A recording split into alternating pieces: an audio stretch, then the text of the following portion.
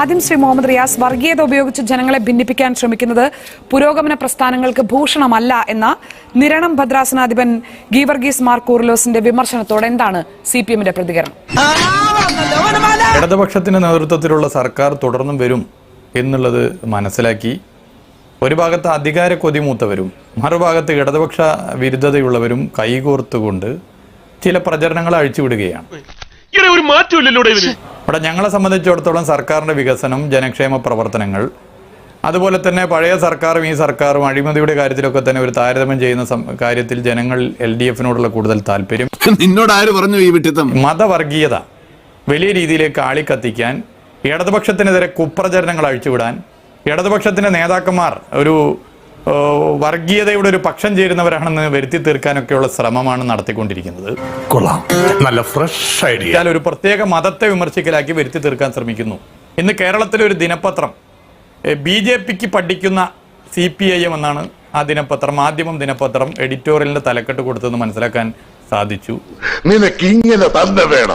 അത് നമുക്കറിയാം, RSS-നെ പോലെ തന്നെ ഒരു മതരാഷ്ട്രം ആഗ്രഹിക്കുന്ന മൗദൂദി ശിഷ്യന്മാരുടെ നിയന്ത്രണത്തിലുള്ള ഒരു പത്രമാണ്. ആ പത്രം വളരെ കൃത്യമായി ഈ അജണ്ട കൊണ്ടുവരുന്നതിന്റെ പിന്നിലുള്ള താല്പര്യം ജനങ്ങൾക്ക് അറിയുന്നതാണ്.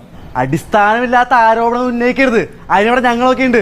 ഇടതുപക്ഷം എന്താണെന്നും ഭൂരിപക്ഷ വർഗീയത എങ്ങനെയാണ് ഇടതുപക്ഷം ചെറുക്കുന്നതെന്നും ഭൂരിപക്ഷ വർഗീയത എന്തുകൊണ്ട് കൂടുതൽ അപകടകരമാണ്, ഒന്ന് അത് ഭൂരിപക്ഷങ്ങളെ വഴിതെറ്റിക്കാനാണ്, രണ്ട് അത് ഭരണം കൈയാളുന്ന വർഗീയതയാണ് എന്ന് കൃത്യമായി സംഘടനക്കകത്തും പൊതുസമൂഹത്തിലും ബോധ്യപ്പെടുത്തി മുന്നോട്ട് പോകുന്ന പ്രസ്ഥാനമാണ് ഇടതുപക്ഷം. ശ്രീ മുഹമ്മദ് റിയാസ്, താങ്കൾ എന്റെ ചോദ്യം തെറ്റായാണോ കേട്ടത് എന്ന് ഞാൻ സംശയിക്കുന്നു. UDF-ന്റെ രാഷ്ട്രീയ ആരോപണത്തെക്കുറിച്ചായിരുന്നില്ല, സഭാധ്യക്ഷന്റെ പ്രസ്താവനയെക്കുറിച്ചാണ് ഞാൻ താങ്കളോട് അഭിപ്രായം ചോദിച്ചത്. UDF-ന്റെ നിലപാടിനെ കുറിച്ചല്ല. കുറച്ച് കഴിയുമ്പോൾ പോവുമായിരിക്കും. ഇടതുപക്ഷ നേതാക്കന്മാരെയും ഇടതുപക്ഷത്തെയും വളരെ ബോധപൂർവം കോർണർ ചെയ്യാനുള്ള ശ്രമം അത് തെറ്റാണ്. ആ ശ്രമത്തിന്റെ പിന്നിലുള്ള രാഷ്ട്രീയം എല്ലാ ആളുകളും, ഇതിൽ ആരെങ്കിലും ഈ ഒരു നിലവിലുള്ള പ്രചരണത്തിന്റെ ഭാഗമായി എന്തെങ്കിലും തെറ്റിദ്ധരിച്ചിട്ടുണ്ടെങ്കിൽ അവർക്ക് ബോധ്യമാകുമെന്ന് ഞാൻ പറഞ്ഞതിന്റെ ഇടയിൽ പറഞ്ഞിട്ടുണ്ടായിരുന്നു. പറഞ്ഞതിനിടയിലേ പറയാനാകൂ. ഇത് UDF-ന്റെ രാഷ്ട്രീയ ആരോപണമായി മാത്രമേ നിങ്ങൾക്ക് മറുപടി പറയാനാകൂ. UDF-ന്റെ ഭാഗമല്ലാത്തവർ ഉന്നയിച്ചാൽ ഇങ്ങനെ മറുപടി പറയാനാകൂ എന്നാണോ ശ്രീ മുഹമ്മദ് റിയാസ്? ലളിതമായിട്ട് പറഞ്ഞാൽ എന്താ? ഒരിക്കലല്ല. UDF-ന്റെ ഭാഗമല്ലാത്തവരും UDF-ലുള്ളവർക്കും ഇനി ഒരു കക്ഷിയുടെ ഭാഗമല്ലാത്തവരുമായിട്ടുള്ള ആർക്കും ഇതൊക്കെ ഉന്നയിക്കാം. ജനാധിപത്യത്തിൽ അതിനൊക്കെ എല്ലാവർക്കും അവകാശമുണ്ട്. ബോധപൂർവം ഒരു ഭാഗത്ത് BJP-യുമായി തലയിൽ മുണ്ടിട്ട് ചർച്ച നടത്തുന്നു, ഇപ്പുറത്ത് മതമൗലികവാദ പ്രസ്ഥാനങ്ങളുമായി കൈകോർക്കുന്നു. ഇതാണ് ഞങ്ങളുടെ നിലപാട്. ഒടുവിൽ കുറ്റസമ്മതം നടത്തി അല്ലേ? സർക്കാരിന്റെ വികസന പ്രവർത്തനങ്ങളാണ് ഞങ്ങളുടെ ചർച്ചാ വിഷയം എന്നാണ് ഇടതുമുന്നണി കേരളത്തിന് മുന്നിൽ പറഞ്ഞുകൊണ്ടിരുന്നത്. ഇപ്പോഴത്തെ കേരളത്തിന്റെ രാഷ്ട്രീയ അന്തരീക്ഷത്തിലേക്ക് വർഗീയതയെ കേന്ദ്രീകരിച്ചുള്ള ചർച്ചകൾ കൊണ്ടുവന്നത് ആരാണ്? നീയാണോ? അതെ, ഞാനാണ്. ഷാനി, ആ ചോദ്യത്തിന്റെ ഉത്തരം പറയുന്നതിന് മുമ്പ് ഒരു കാര്യം കൂടി ആലോചിക്കണം. ഞങ്ങളെ സംബന്ധിച്ചിടത്തോളം എന്തിനാണ് നിലവിലുള്ള അജണ്ട വഴിമാറ്റേണ്ട ആവശ്യം? ഞാൻ തുടക്കത്തിലേ പറഞ്ഞല്ലോ, കേരളത്തിലെ സർക്കാരിന്റെ ഇടപെടലുകൾ ജനങ്ങളിൽ എത്തിക്കുക എന്നുള്ളത് ഞങ്ങളെ സംബന്ധിച്ചിടത്തോളം 100% ആത്മവിശ്വാസമുള്ള കാര്യമാണ്. വിശ്വാസം പോരാ. ഗീവർഗീസ് മാർ കൂറിലോസ് ചൂണ്ടിക്കാണിക്കുന്നത് മുസ്ലിം ലീഗിനെ ഇപ്പോൾ വർഗീയ കക്ഷി എന്ന് ആക്ഷേപിക്കുന്നത് ഒരു തരത്തിലും കേരളത്തിന് ഇപ്പോൾ ചേരുന്ന രാഷ്ട്രീയമല്ല എന്നാണ്. ക്രിസ്ത്യൻ വിഭാഗവും മുസ്ലിം വിഭാഗവും തമ്മിൽ ഭിന്നതയുണ്ട് എന്ന് വരുത്തി തീർക്കാൻ ശ്രമിക്കരുത്. CPM-നോടാണ് പറയുന്നത്. ഞങ്ങളുടെ നിലപാട് ഞങ്ങൾ പറഞ്ഞിട്ടുണ്ട്. ഞങ്ങൾ ഏതെങ്കിലും സമുദായങ്ങളെ തമ്മിലടിപ്പിക്കാൻ ശ്രമിക്കുന്നവരല്ല. ഇവിടെ വൃത്തികേട് കാട്ടുന്ന മതവർഗീയ നിലപാട് കൈക്കൊള്ളുന്നവരാരാണ്? അത് മുസ്ലിം ലീഗ് നേതൃത്വവും കോൺഗ്രസ് നേതൃത്വവും UDF നേതൃത്വമാണ്. അത് ചൂണ്ടിക്കാണിക്കുന്ന നിലപാട് ഞങ്ങൾ ഇനിയും തുടരും. നിന്നെ പറഞ്ഞിട്ട് കാര്യമില്ല. എടുത്തു പോകുന്നല്ലോ ഉറക്കത്ത് പോലും BJP-ക്കെതിരെ മിണ്ടാൻ പേടി കാണിക്കുന്നവരാണ് ഈ കേരളത്തിലെ മുസ്ലിം ലീഗിന്റെയും കോൺഗ്രസിന്റെയും നേതാക്കന്മാർ. ഉറക്കത്ത് പോലും ഈ നിമിഷം വരെ BJP-ക്കെതിരെ ശബ്ദിക്കാത്തവരാണ്. അതിന് പ്രത്യേക ഗുളിക അവർ കഴിക്കുന്നുണ്ടോന്ന് എനിക്ക് സംശയം. ഇത് ഞാൻ അങ്ങോട്ട് ചോദിക്കേണ്ട ചോദ്യമല്ലേ? CPM BJP-ക്ക് പഠിക്കുകയാണ് എന്ന നിലയിൽ ഒരു എഡിറ്റോറിയൽ എഴുതി, അത് വളരെ തെറ്റാണെന്ന് എനിക്ക് തോന്നുന്നു. ഇന്നത്തെ അവസ്ഥയിൽ ഈ വിജയരാഘവനെ മുന്നിൽ നിർത്തിയാണ് നിങ്ങൾ പോകുന്നതെങ്കിൽ BJP-യും സംഘപരിവാറും വിജയരാഘവനിൽ നിന്നും വർഗീയത പഠിക്കേണ്ട അവസ്ഥയിലേക്കാണ് കാര്യങ്ങൾ എത്തി നിൽക്കുന്നത്. നീയും എന്നെ പോലൊരു മിടുക്കനാ. അല്ലെങ്കിൽ നെഞ്ച് കൈവച്ച് CPM-ന് പറയാൻ കഴിയോ ഞങ്ങൾ ഇവരുടെ വോട്ട് ഒരിക്കലും വാങ്ങിയിട്ടില്ല, ചോദിച്ചിട്ടില്ല എന്ന് പറഞ്ഞാൽ ആരെങ്കിലും വിശ്വസിക്കുമോ? ഇവരാരോടാണ് ഈ വലിയ വർത്താനം പറയുന്നത്? പറഞ്ഞു പറ്റിച്ച് തിന്നാലേ വായിന്നിറങ്ങും. ഈ തദ്ദേശ സ്വയംഭരണ തെരഞ്ഞെടുപ്പിൽ ഞാൻ എത്രയോ ദിവസങ്ങൾക്ക് മുമ്പ് എത്രയോ കണക്കുകൾ പുറത്തുവിട്ടു. 100 കണക്കിന് സീറ്റിൽ SDPIക്ക് മുഴുവൻ വോട്ടും നൽകിയിട്ടാണ് ഈ ചാനൽ വന്നിരുന്ന് വർത്താനം പറയുന്നത്. SDPIക്ക് 100 സീറ്റ് സംഭാവനയായി നൽകിയ CPMന്റെ പ്രതിനിധിയാണ്. വളരെ അഭിമാനത്തോടു കൂടി മതരാഷ്ട്രവാദത്തെക്കുറിച്ചും മറ്റേതിനെക്കുറിച്ചും മറിച്ചതിനെക്കുറിച്ചും തീവ്രവാദത്തെക്കുറിച്ചും എല്ലാം വളരെ വാദപരമായി സംസാരിച്ചുകൊണ്ടിരിക്കുന്നത്. ഞാനൊരു വലിയ സംഭവം അല്ലേ?